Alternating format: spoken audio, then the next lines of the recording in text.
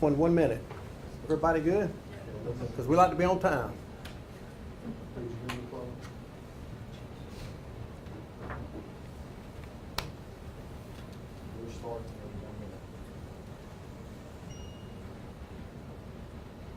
Correct.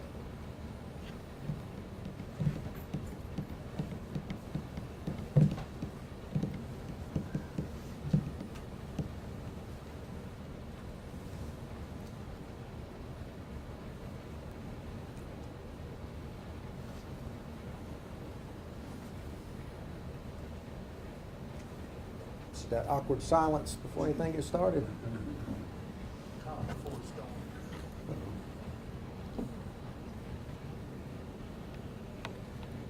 Now let me know when everybody's good.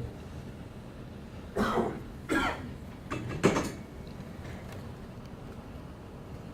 good? All right. Yeah, we called this meeting today, and we definitely appreciate everybody coming in. This is a lot of news, and I've seen a lot of mixed messages that are out there, and we wanted to kind of put the facts out as we know them at this point. We've got a good little bit to give you here, and we called you in on a drowning incident. It took place this weekend, but for me, looking at everything, this is more of a hero story than it is a drowning story, and that's what I wanted to kind of shed a little light on. This incident, as you know, took place this Saturday on Wateree River. A 13-year-old boy fell in the river while fishing with his family. Several heroes went in that water to try to save him. Unfortunately, 2 of those heroes didn't make it out alive. A 13-year-old boy was fishing with his family. He slipped on some rocks as he was stepping around and fell into the water. And if you know anything about that area, the Wateree Dam tail races is called tail races for a reason. There's a lot of real quick, rapid moving water there. So when he fell in, the water kind of took him away. Immediately, his father and a friend of the family, who was one of our deceased, Valentine Ulysses Nicholas Coros, was a family friend. Both the father and the family friend jumped into water after the 13-year-old. Another person pulled up who's a retired military veteran, Lonnie Hancock. Pulls up with his family, has no idea what's going on. He sees the commotion and immediately jumps into water. At this time, there's 4 people in the water. We've got our 13-year-old, we've got his father, friend of the family, and we also have just a complete stranger that's all went inside this water. And it's pretty cold, it's rapidly moving. There was also an off-duty Lexington police officer that was in a boat with an active duty Army soldier. They were both off-duty fishing, just enjoying their day. The weather was pretty good. They saw the commotion and immediately came over to help. They were ultimately able to rescue the 13-year-old. That was the original reason everything got put in motion. They were able to pull him from the rapid water. They did not see anyone else in the water at that time. That's when we feel that, the father made it back to shore. The friend of the family and our military veteran were nowhere to be seen. No one could see them. All this took place probably within less than a minute. And this is when we received our first 911 call at this time here. And it was at 4:10 p.m. this Saturday is when we received our first call. Our Kershaw County Central Communications immediately began dispatching. Sheriff's Office, of course, Kershaw County Fire Service, Kershaw County EMS, Lugoi Fire Department, Camden Fire Department, and South Carolina Department of Natural Resource officers, as well as their dive team. And you'll see all of these agencies in the room here today. Several more heroes went into water at this time. They began the rescue efforts for the 2 men who still remain in the water. Unfortunately, those 2 heroes lost their lives. And again, this is where I see the biggest story is the unselfish, heroic acts of the 2 that jumped into water. We don't have a lot of information from the one family. This is going to be our military veteran here, Lonnie Hancock. And we will provide everyone with a digital photo of this right after the meeting here. But I want to recognize the life that Lonnie lived. Lonnie retired from the U.S. Navy, 20 years of service. He retired in 2020. He was Petty Officer First Class. He left behind a wife, who you see in the picture here, and 4 kids, 19, 12, 9, and 8. 3 of which was with him, with his wife, when he jumped in the water. He made his last heroic act on his 43rd birthday. It was his birthday this Saturday. A sad story, but this really sheds a lot of life on the heroes that we've got out here. This man you're looking at in this picture here, I mean, this is the definition of hero. He jumped into water and ultimately lost his life trying to save someone he's never met. Both of the victims eventually were recovered out of the river by the DNR's dive team.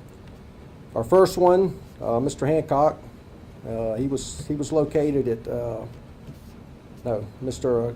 Quaros was the first one located. It was Saturday at about 8:45 p.m. when he was located. The searches continued by everybody you're looking at here, all the agencies you're looking at here. Search continued till about 10:30 that night. And due to darkness and the water temperature, they had to call off the search until the following morning. They came out Sunday morning, and that's when Hancock was found at 12:20 p.m. Sunday. The coroner's office, you see Coroner David West here in the room.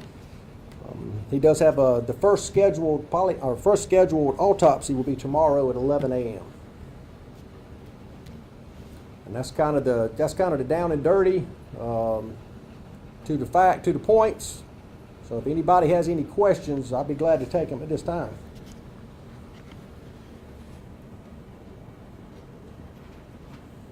The waters were rough that day, as you said. How far were the victims found from their initial reported location? Probably 50 yards from where they went into water at. If you notice this location, I don't know if any of us got any footage out there. If I don't think any of the pictures that we shared today has it, but it's right behind the Wateree Dam. Water comes out a lot back there.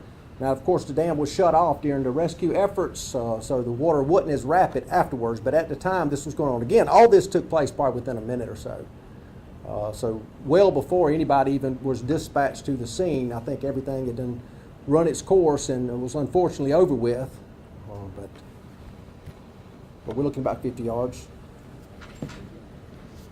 And I think the water temperature was in the lower 50s. It was documented there, which doesn't seem like a lot with air temperature. Water temperature, that is cold. That's really cold water. That water moves really fast through there, and this is not the first drowning incident we've had in that location. Some pretty dangerous waters. Again, once they turn everything off and the rescue began, it was calmer waters, but I think it was too late then. Is an autopsy report still being conducted tomorrow by Newberry Medical Center? Now, I'm not sure where it's going to be done at, but it's going to be tomorrow at 11 o'clock. There's something to be said about the temperatures, obviously getting warmer, and we spoke to emergency management about that earlier today. Do you have any words maybe for young juveniles planning on going out there maybe this summer fishing? And we kind of learned all the tips, don't go by yourself, be careful, but with temps going in and getting nice and warm, jumping in the water, and not being mindful of those currents, situations like this can happen, similar to what happened last year in July. Can you speak on that for maybe those young folks and maybe the parents at home? Yeah, I think you pretty much summed it up. The water, don't let the outside temperature fool you, because I think it was a warm day this Saturday and pretty misleading, but that water's cold, especially quick running, really cold. And like I said, lower 50s, that water is, it's 20 degrees from freezing.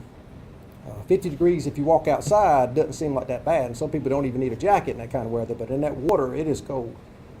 It is really cold, and it can very well shock you when you hit that water with your body changing temperature that rapidly.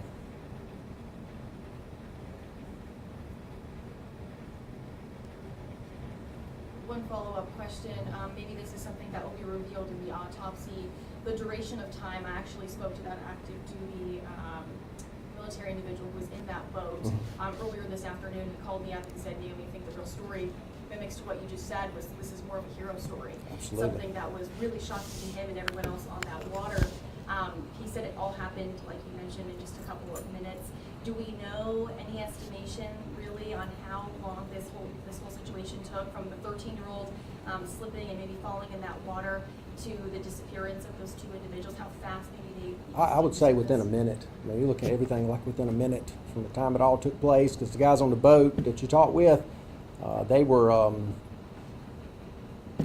they heard the commotion, turned around. They never saw the other two. All they saw was the child, and he had went up and down a couple of times, so they were able to see where he was at to get to him and rescue him, but they never saw anyone else. It wasn't until later when they found out that there was others in the water.